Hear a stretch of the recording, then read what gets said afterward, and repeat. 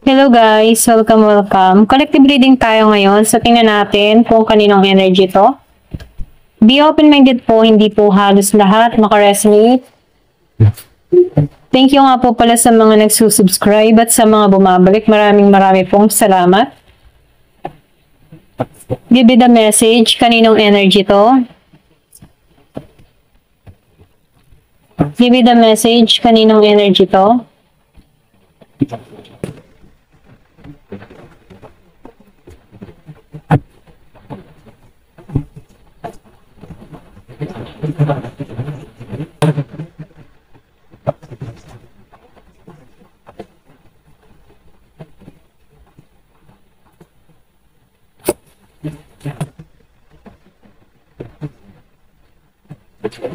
Meron ako nakikita dito distance. Or pwede rin meron ditong tao na sa ibang bansa. Merong travel. Or pwede rin meron dito nagbabalak ng ibang bansa.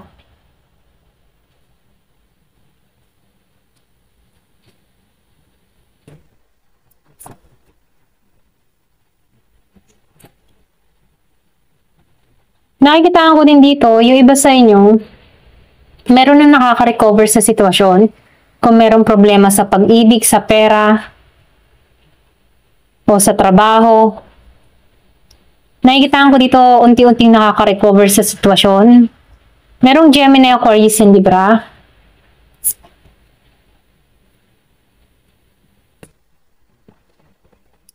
Yung iba naman sa inyo, nakikita ko dito, nahihirapan pa rin magpasya. Meron itong mga desisyong tinatahak na kung saan nahihirapan siyang magpasya kung alin yung tatahakin niya, kung alin yung gagawin niya. Merong takot or pwede rin sabing nangangamba. Pero nakikita ko dito yung bagong simula sa tao na to. Kailangan lang dito lakas ng loob. Pwedeng nagbabalak tong mga ibang bansa, nagbabalak tong magpalit ng trabaho, or pwede rin nagbabalak tong lumipat ng lugar. May pangamba, may pangamba yan. May pangamba siya dito kung ano bang naghihintay sa kanya. Pwedeng bago to sa kanya. Ayan.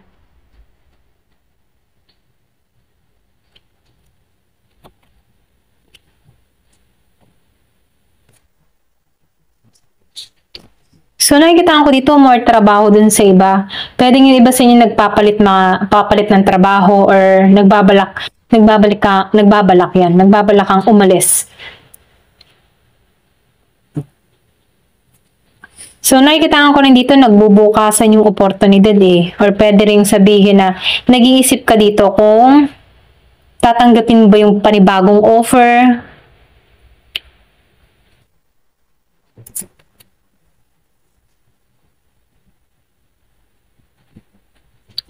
Nahihirapan ka magdesisyon kung sino man to, no? Pwede rin sabihin na meron siya ditong meron nag-aalok sa kanya dito. Medyo pinag-iisipan niya dito kung tatanggapin niya ba yung offer dito, ganon. Kasi nakikita ko dito itong tao nito, marami siyang responsibilidad na kinakaharap. May offer na inaalok sa kanya dito. Kaya lang nalilito siya dito kung tatanggapin ba to o hindi.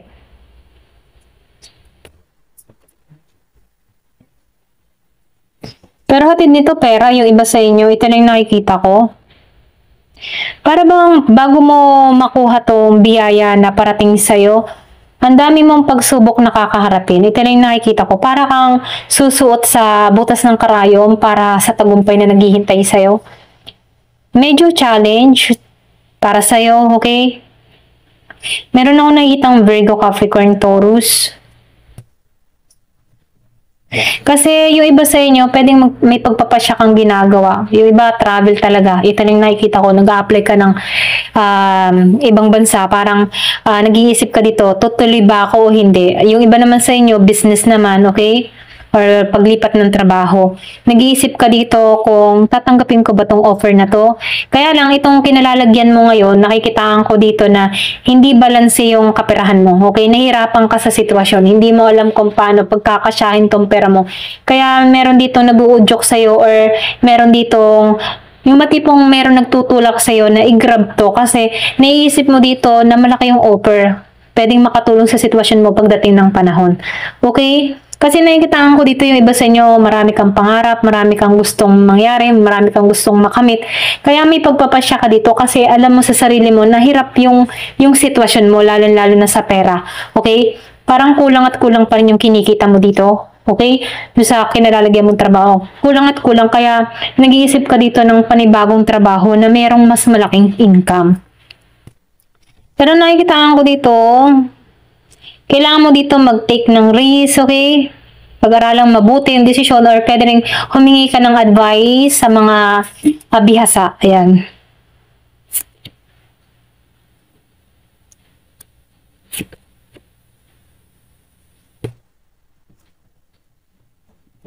So, nakikitaan ko dito, yung iba sa inyo, kinakapos ka talaga. Ayan.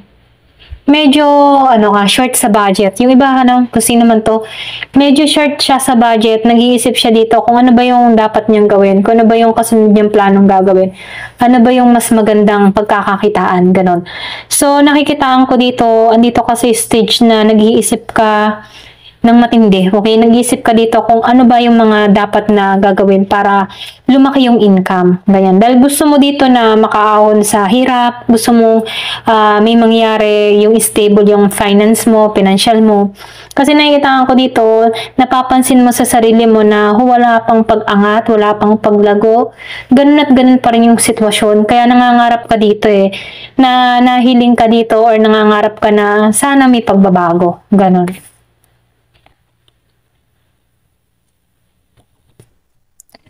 So, sinasabihan ka dito, pray lang, okay? Kasi nakikitaan ko dito, merong tagumpay na naghihintay. Kailangan mo lang dito ay manalig at manampalataya sa mga desisyon na gagawin mo. Siyempre, yung mga bawat desisyon na kinakaharap mo, kailangan mo yung ipagdasal, okay? Kasi ituturo naman niya sa'yo at ipagkakalob sa'yo kung ano ba yung nararapat para sa'yo. So, nafe-feel ko dito, merong offer, may tagumpay na ipagkakalob sa'yo dito. Anduin yung emotion mo medyo pinanghihinaan ka ng loob, okay? Dahil pinanghihinaan ka ng loob dahil ramdam mo yung hirap sa sitwasyon na kinakaharap mo. Kaya medyo na parang nag-aalilangan ka, yan. Okay? Pero ganun pa man, sinasabihan ka dito, proceed ka lang, okay, sa mga plano mo. Huwag mong bibitawan yung pangarap mo, okay? So, sinasabihan ka dito, go lang kasi yung bago mo makuha to ang daming pagsubok, ang dami kang kakaharapin, okay? Pero ganun pa man, sa bandang huli, tagumpay yung nag-iintay sa'yo.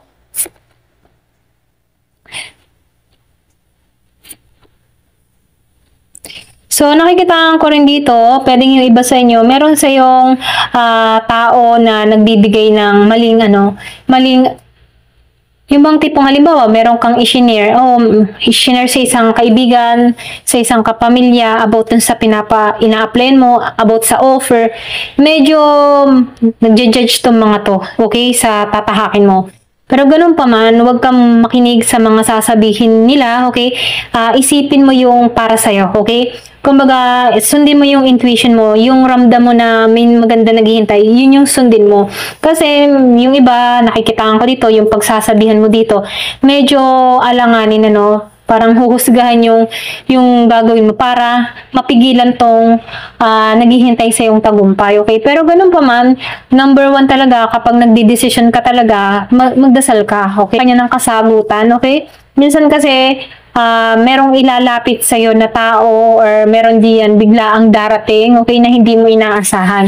Kaya sinasabihan ka dito, magtiwala ka sa process ni God, okay? Siyempre, ipagdasal mo kung ano man yung minimithi or pinapangarap mo dito. Meron lang ibang ditong tao na huhusga sa mga ginagawa mo or sa gagawin mo, okay? Pero ganun pa man, nasa sa'yo pa rin ang desisyon dito.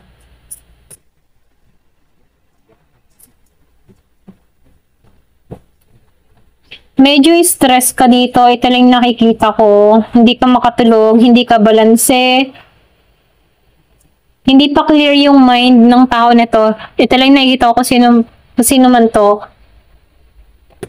medyo nag-aalilangan ka, naguguluhan ka, okay? Yung iba sa inyo, pwedeng love to or pwede rin sa kaperahan. So, piliin nyo yung part nyo, okay? Kung ano man yung problemang tinatahak mo. Kasi nafe-feel ko dito, meron dito hindi nakakatulog, hindi siya balanse, hindi malinaw para sa kanya yung sitwasyon na kinakaharap niya dito. Hindi niya alam kung ano ba yung susundin niya. Naguguluhan siya dito, okay? Kung problemado ka sa pag-ibig, kaya sinasabihan ka dito, sundin mo yung tinitibok ng puso mo. Sundin mo kung ano ba yung makakabuti para sa'yo.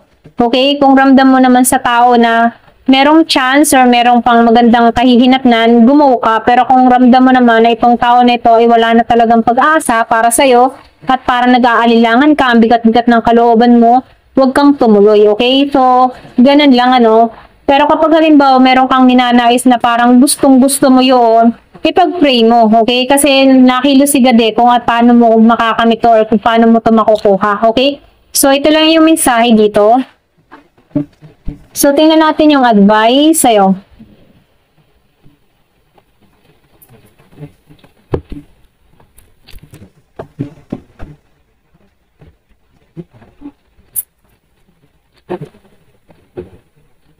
Battled up. So, kung makikita mo dito, ano, parang ang gulo-gulo. Puno ka ng, parang punong-puno ka ng problema. Parang gusto mo nang pumutok or gusto mo nang sumabog dito, okay? Hope. So, huwag ka mawawalan ng pag-asa, no? Kasi nafe-feel ko dito, andito yung faith mo, andito yung pananalig mo, andito yung kagustuhan mo. So, huwag ka mawawalan ng pag-asa. Cross finger, okay? Self-confidence, kailangan lang diyan itapang, lakas ng loob at kumpiyansa. Trauma. So, yung iba naman sa inyo, trauma ka or meron nangyari sa'yo in the past or meron kang nangyaring sitwasyon na ganito, okay, na nahihirapan ka. Kaya ito yung pumipigil sa'yo para sa pagbabago, okay? So, sinasabihan ka dito, yung mga nangyari sa nakaraan na naging sanhi ay trauma, no? Kailangan mo na tong bitawan. Ikaw din yung makakatulong sa sitwasyon mo. Kailangan mong palakasin yung kaisipan mo. Kailangan mong maging positibo, okay? Kailangan tanggalan. At syempre, dasal ang trauma, no? Kailangan ipanalangin tong mawala tong trauma na nararamdaman natin. Kasi once na taimtim tayo nagdadasal sa Puong May Kapal, siya yung tatanggalin ng ating mga masasakit na kahapon. Para ba magkakaroon tayo ng panibagong pag-asa, panibagong motivation, or panibagong hope, okay? Na kung saan yung trauma na nangyari, tatanggalan mo yon. Hindi man to biglaan, pero paunti-unti mo tong makakalimutan.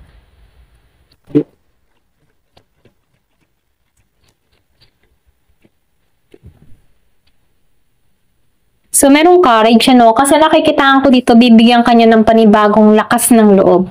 Tapang, okay? So, nakikitaan ko dito yung sun. So, happiness, tagumpay. Ito yung naghihintay sa'yo. Kailangan mo lang paglabanan yung mga takot na iyong naramdaman or kailangan ng bitawan yung mga nakaraan, kung ano man yung mga nangyari sa'yo sa nakaraan. Kailangan ng bitawan, tulungan yung sarili, okay? Kasi tayo lang din yung makakatulong sa ating mga sarili. Kumbaga, binibigyan ka dito ng lakas ng loob na kaya mong malampasan itong mga pagsubok na ito. At yung trauma na nararamdaman, sakit ng kahapon, bitawan na. Kasi hindi ka na nito masasako pa sa hinaharap, okay? Ngayon, ito lang yung nakikita ko. Thank you for watching. Love and peace.